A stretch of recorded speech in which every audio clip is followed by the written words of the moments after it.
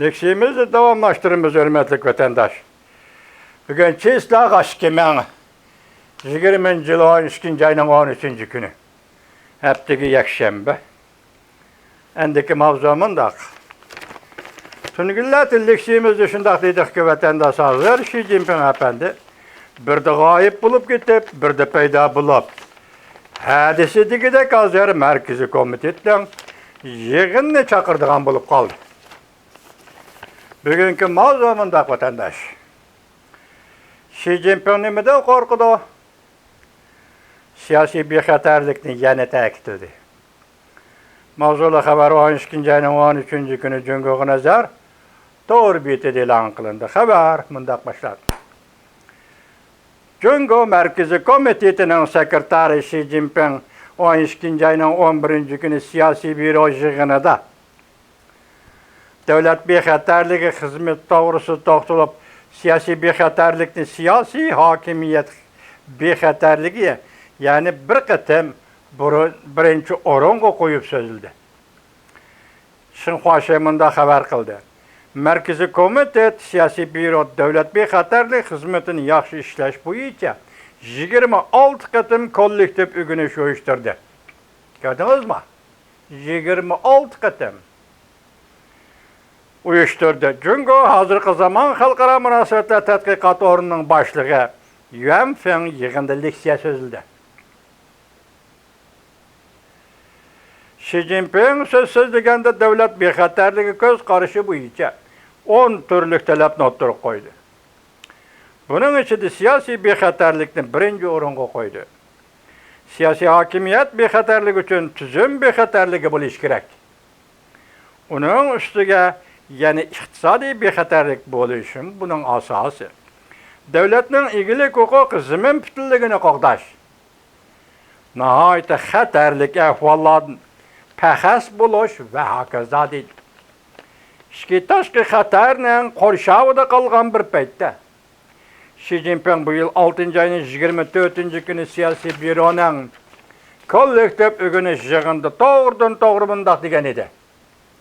Partiyaning asosini ta'virtadigan xatar hamma yerni qoplab turdi. Amerika ovozi radiosida kuzatuvchilar bundoq ko'rsatdi.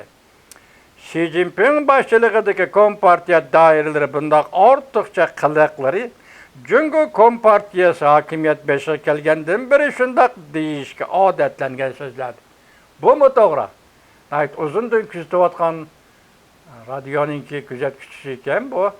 Mushu shuarni vatanning birligi, zimin putunligi, territoriya birdakligi, vatanning birligidan boshqanda egilik huquq, mushularning o'zi 50-yildan boshlab hozirgacha so'zlanayotgan ishlar. Lekin bosqichli holda tahlil qilsangiz buning farqi bor. Hozir boshda aytdik, mush yaqindan bir 26 qatim siyosiy byuroni yig'inni chaqirdi degan so'z hozir ko'rilyapti. Bu qatam siyosiy byuro yig'inida siyosiy bexatarlik, siyosiy hokimiyatning bexatarligini darak beradi. Kompartiya siyosat sistemasida hokimiyatning bexatarligi Markaziy komitetning bexatarligidir. Markaziy komitetning bexatarligi Xi Jinping yadroligidagi hokimiyatning bexatarligidir. Xi Jinping uchun aytganda atrofning hammasi dushman. Siyosiy kontrollikni salla bo'shashtirib qo'ydigan bo'lsang, atrofdagi dushmanlari siyosiy hokimiyat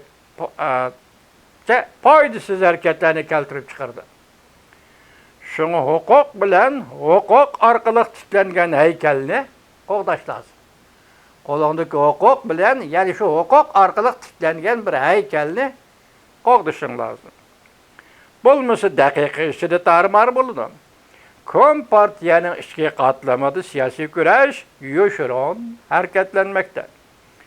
Siyosiy buhron har vaqt ichida portlashi mumkin. Saysha xonim arlatliksiya so'zlagan to'qismi yesinglarda bor vatandoshlar, Beijing partiya maktabining o'qituvchisi. Hozir yeni Amerikaga keldi u. Saysha xonim mundaq degan edi. Shu vaqtgi leksiyasida Cungo Kompartiyasi hozir siyosiy murda. Siyasi murdaga aylangan partiya. Demek bunun ma'nosi hech ish qila oladigan partiya emas.